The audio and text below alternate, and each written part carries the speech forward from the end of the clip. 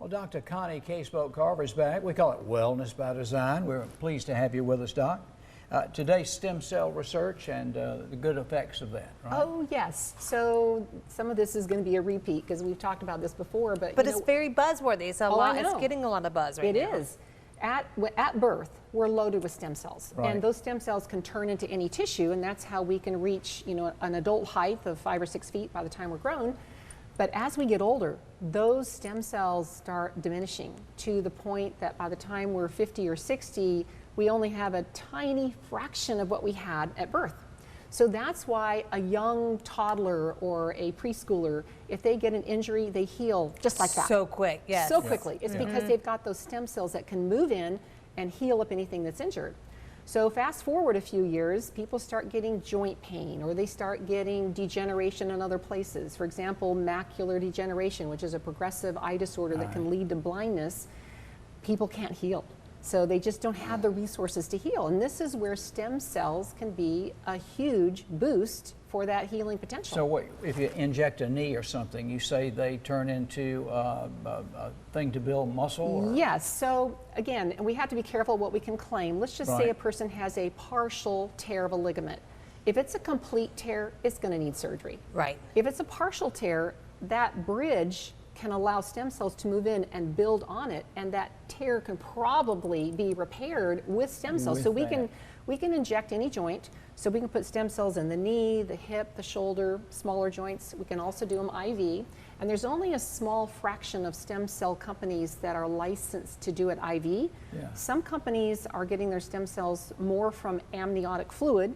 And again, we're talking perinatal products. What I mean, if a baby is born via C-section, that's when the quote products are harvested. So a lot of companies are using amniotic fluid. It's more abundant, making it less expensive.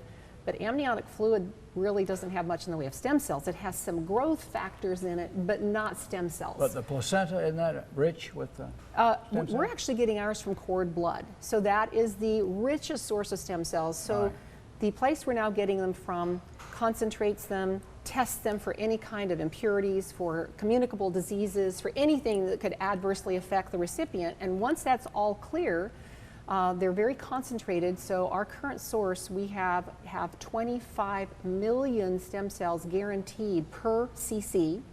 So the healing I potential. can't even get my head around it. I mean, yeah, and those stem cells produce daughter cells. So once they're in their body, they're going to replicate every 28 hours and produce more, and then they're going to travel throughout the body to where they're needed most. Well, that's so what an IV would do, right? Send it throughout the entire body.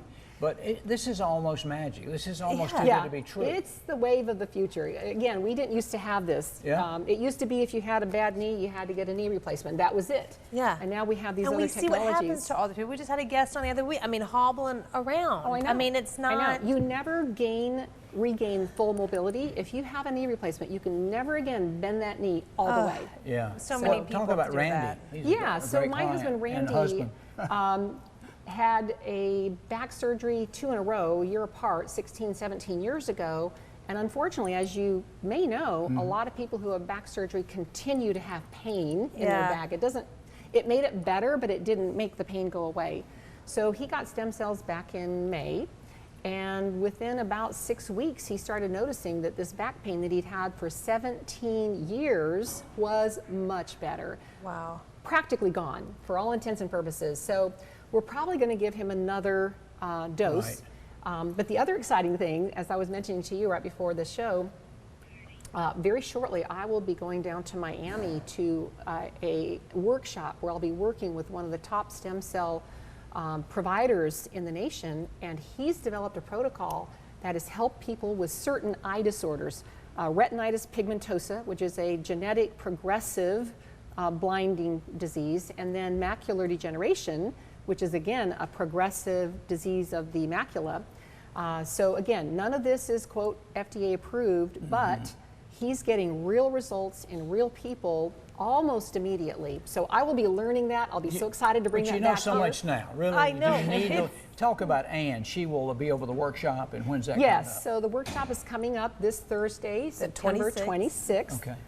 Promptly at 6 o'clock. People do need to RSVP to register, and we have phone numbers there for you, also a website We're a block from Cleveland Street, so it's very easy to get to. She'll be covering, she'll actually be conducting the workshop, and she'll cover all the details.